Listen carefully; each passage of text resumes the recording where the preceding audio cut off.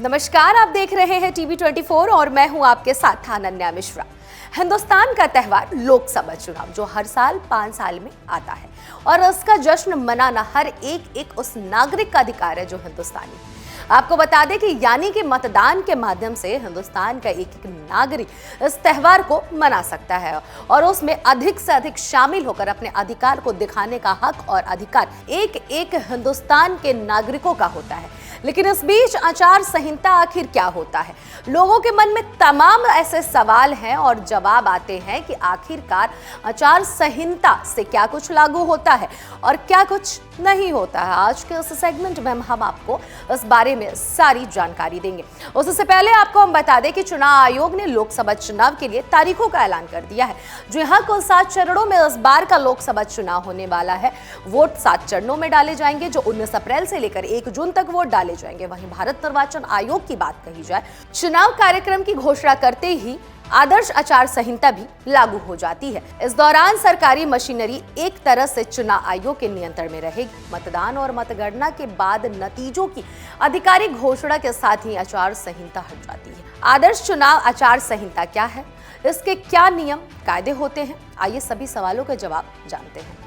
पहला सवाल तो ये है कि सबसे पहले आदर्श आचार संहिता आखिर क्या होता है।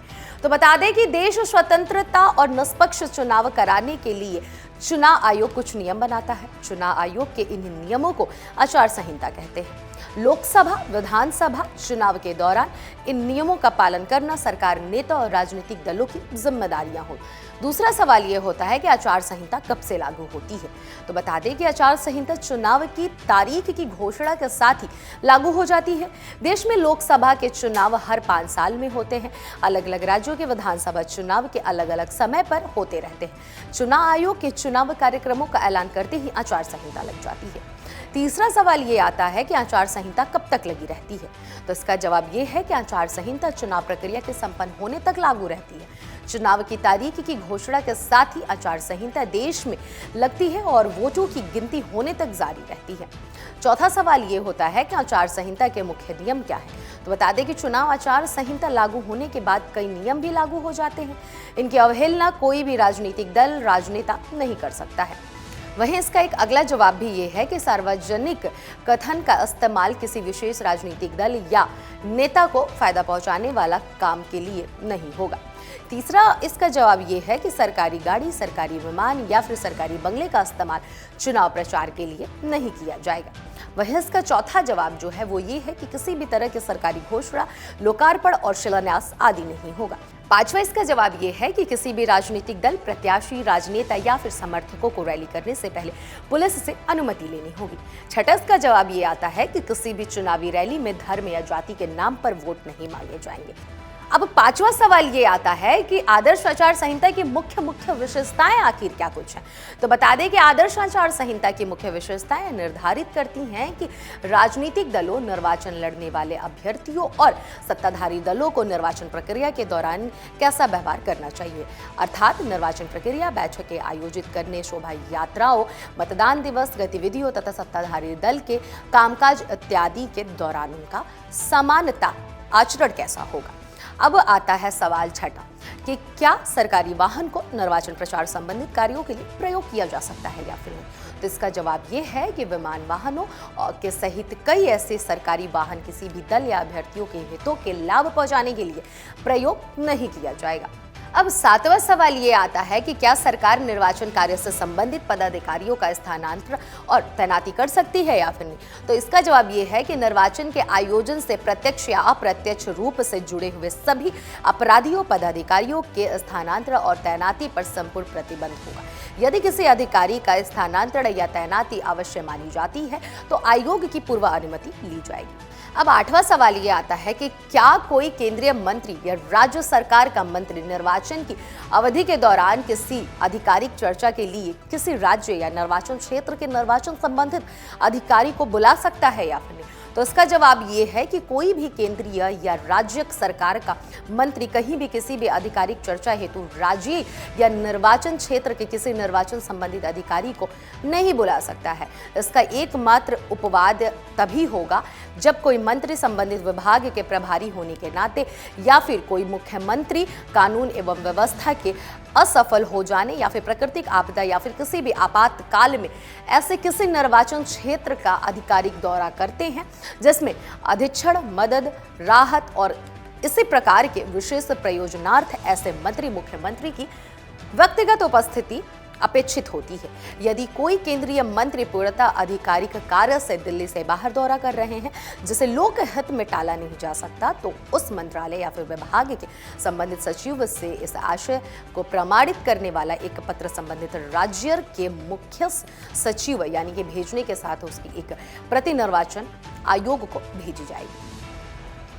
अब नौवां सवाल ये आता है कि क्या कोई पदाधिकारी मंत्री से उनके निजी दौरे के दौरान उस निर्वाचन क्षेत्र में मिल सकते हैं या फिर नहीं जहां निर्वाचन हो रहा है।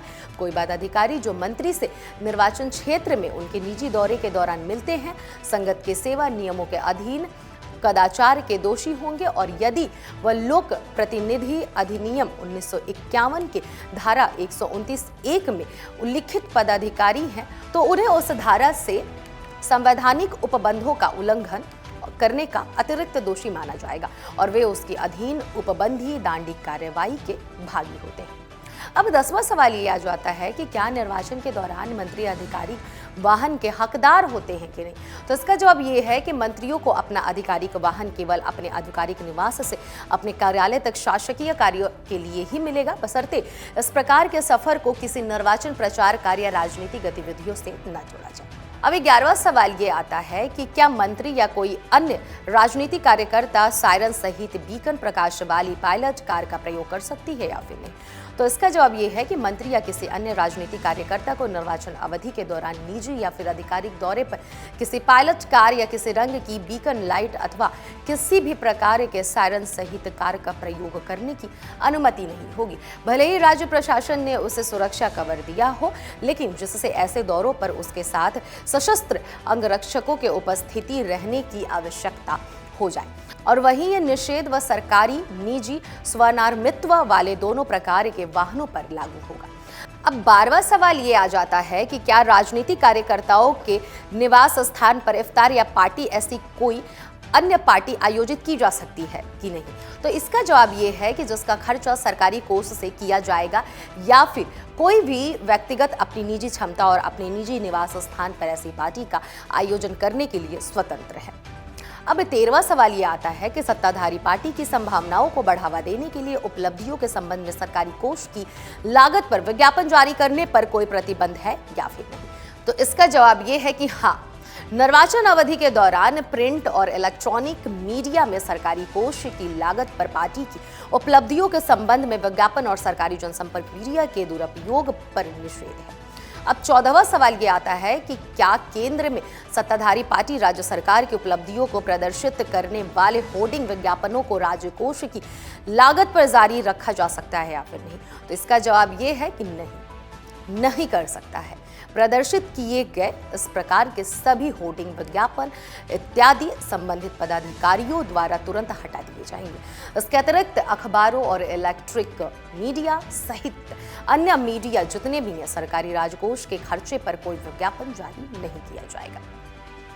अब 15वां सवाल ये आता है कि मान लीजिए किसी योजना या कार्यक्रम के संबंध में कार्य आदेश जारी किया गया है, क्या इसे निर्वाचन के बाद शुरू किया जा सकता है या नहीं। तो इसका उत्तर ये है कि निर्वाचन की घोषणा से पूर्व जारी कार्य आदेश के संबंध में यदि क्षेत्र में वास्तविक रूप से कार्य शुरू नहीं किया गया तो उसे शुरू नहीं किया जाएगा, परंतु यदि काम वास्तव में शुरू कर दिया गया है तो उसे जारी रखा जा सकता है। अब 16वां सवाल ये आकर सामने खड़ा हो जाता है कि सरकार आपातकालीन स्थिति या फिर दर्शित आपदाओं से निपटने के लिए क्या करती है। अब 16वां सवाल ये आता है कि सरकार आपातकालीन या फिर दाशित आपदाओं से निपटने के लिए क्या करती है, जबकि कल्याणकारी उपायों की घोषणा पर प्रतिबंध लगा हुआ होता है। तो इसका जवाब ये आता है कि आपातकालीन स्थिति या फिर कलुषित आपदाओं यथा सूखे, बाढ़ या फिर महामारी, अन्य प्रकृति की जितनी भी आपदाएं आती हैं उनसे निपटने अथवा वृद्धजनों तथा निष्कष्ट इत्यादि हेतु कल्याणकारी उपाय करने के लिए सरकार आयोग का पूर्व अनुमोदन ले सकती है तथा सरकार को आडंबर पूर्व समारोह से पूरी तरह से बचना चाहिए और सरकार को ऐसी कोई भी परिस्थिति उत्पन्न करने की अनुमति नहीं होनी चाहिए कि सरकार द्वारा ऐसे कल्याणकारी उपाय या फिर सहायता या फिर पुनर्वास कार्य किसी अंतर्हित उद्देश्य से किए जा सके। अब 17वां सवाल सामने आकर ये खड़ा होता है कि क्या शराब के ठेकों या फिर पत्तियों और ऐसे अन्य मामले जो हैं इन पर निविदता, नीलामी या फिर इत्यादि जो भी ऐसी कार्रवाई होती है वो हो सकती है या फिर नहीं हो सकती। तो इसका जवाब ये है कि संबंधित क्षेत्र में निर्वाचन प्रक्रिया के पूर्ण होने तक ऐसे मामलों पर कार्रवाई को स्थगित किया जा सकता है और सरकार वहां अंतरिम व्यवस्थाएं कर सकती है जहां यह अपरिहार्य रूप से आवश्यक। अब 18 नंबर का सवाल ये आकर खड़ा हो जाता है कि क्या सरकारी स्वामित्व वाली बसों की बस टिकट की पिछली ओर राजनीतिक विज्ञापन प्रकाशित किया जा सकता है या फिर नहीं। तो इसका जवाब ये है कि जी नहीं, बिल्कुल भी नहीं किया जा सकता है।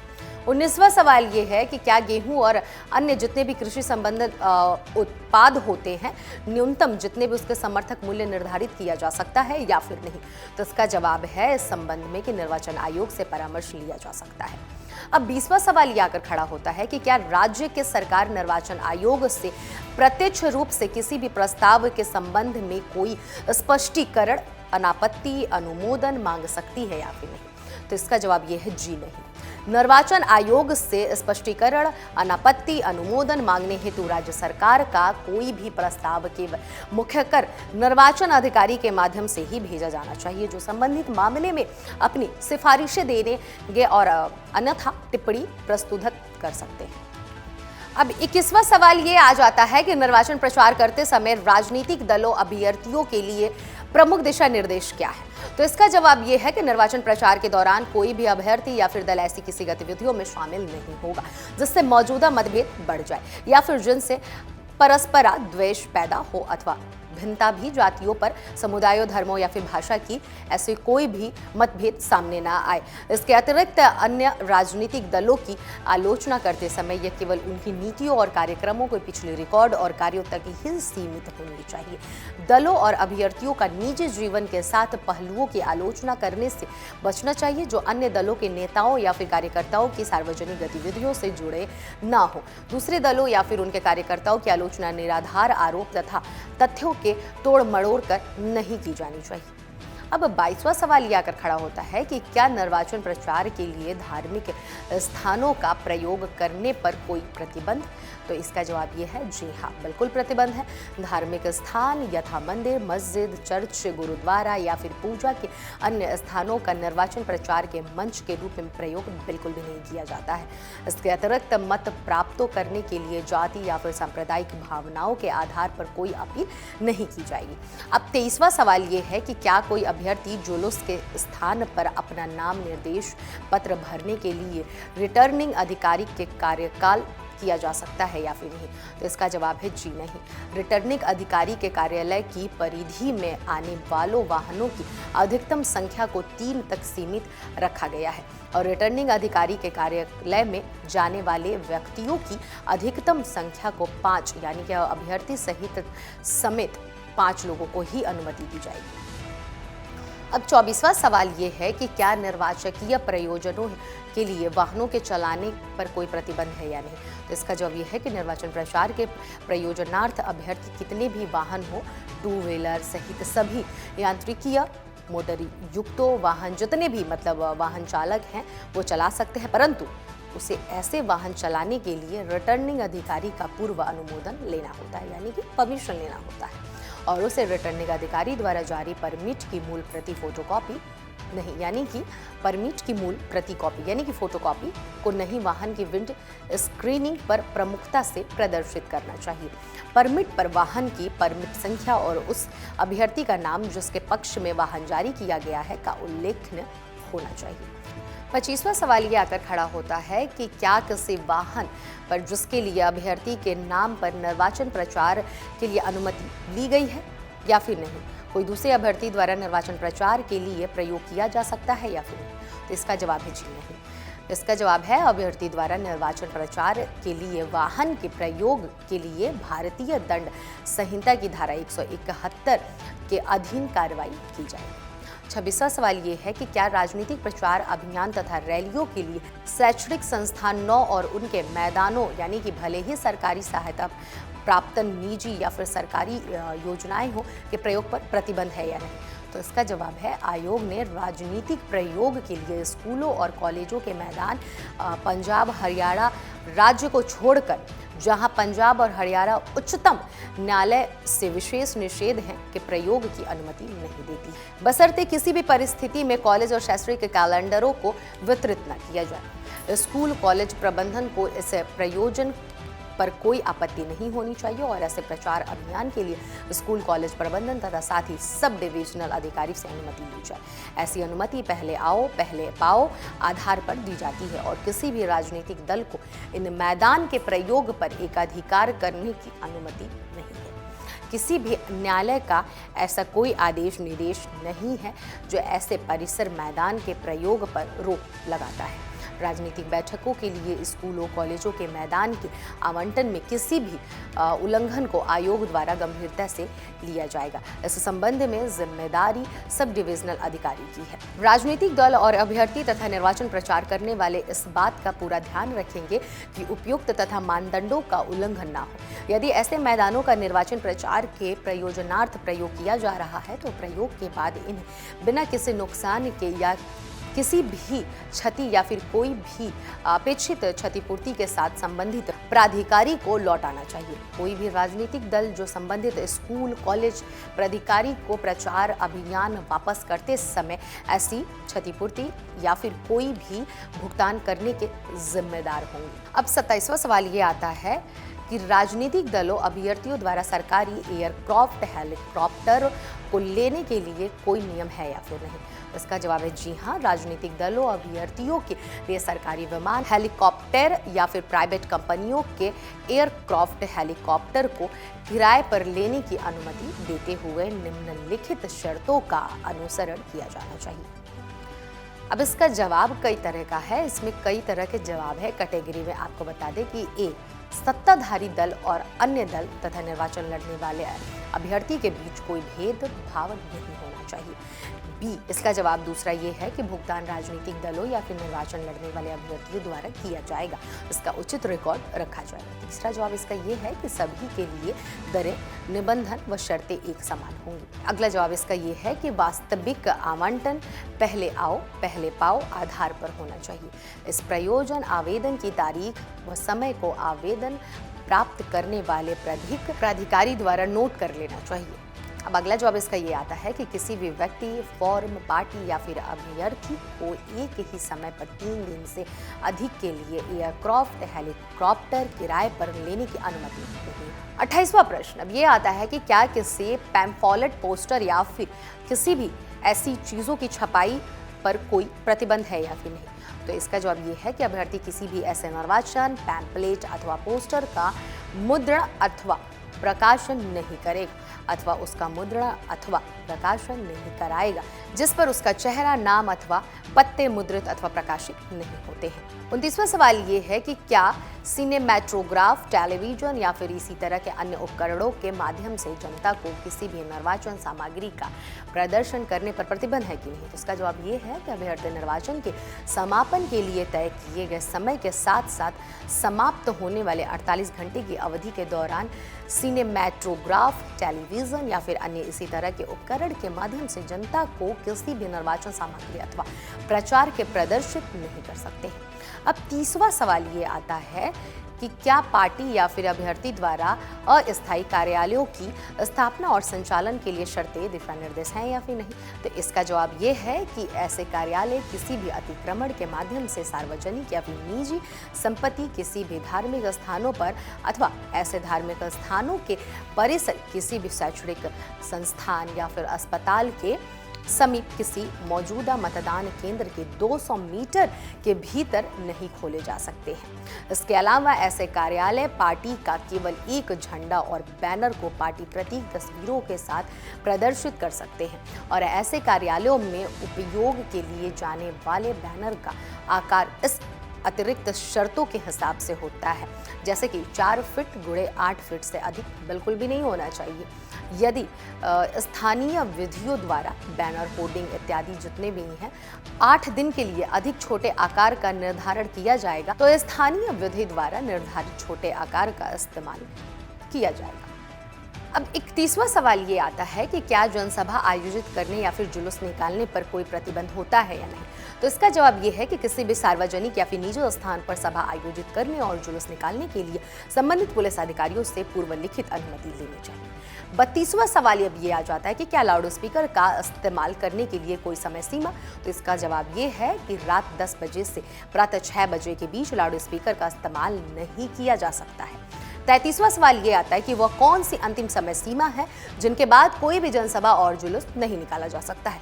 तो इसका जवाब ये है कि जनसभाएं सुबह 6 बजे से पहले और शाम को 10 बजे के बाद आयोजित नहीं की जा सकती हैं। इसके अतिरिक्त अभ्यर्थियों के मतदान के समापन के लिए निर्धारित समय के साथ समाप्त होने वाले 48 घंटे की अवधि के दौरान जनसभाएं और जुलूस नहीं निकाल सकते हैं। मान लीजिए कि अगर मतदान का दिन 15 जुलाई है और मतदान का समय सुबह 8 बजे से शाम 5 बजे तक है, तो जनसभा और जुलूस 13 जुलाई को शाम 5 बजे से बंद हो जाएगा। 34वां सवाल ये है कि क्या ओपिनियन पोल या फिर एग्जिट पोल की किसी भी समय आयोजित, प्रकाशित, प्रचारित या फिर प्रसारित किए जा सकते हैं या फिर नहीं। तो इसका जवाब ये है कि किसी भी तरह से प्रिंट, इलेक्ट्रॉनिक या फिर किसी भी अन्य मीडिया द्वारा किसी भी जनमत सर्वेक्षण या फिर एग्जिट पोल के परिणाम को प्रकाशित, प्रचारित या फिर प्रसारित नहीं किया जाएगा।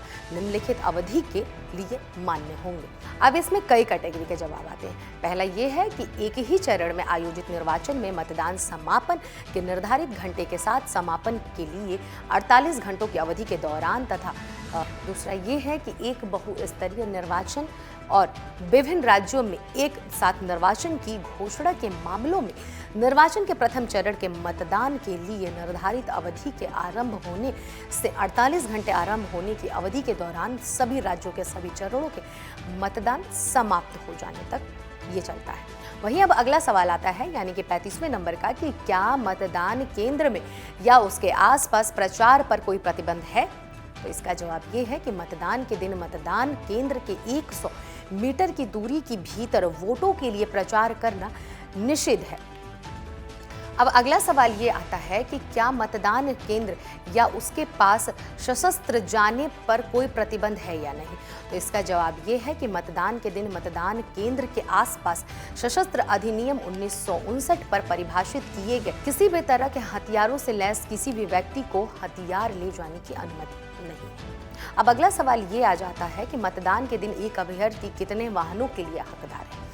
तो उसका जवाब ये है कि राज्य विधानसभा के निर्वाचन के लिए अभ्यर्थी हकदार होगा, जैसा कि अभ्यर्थी के स्वयं के उपयोग के लिए एक वाहन।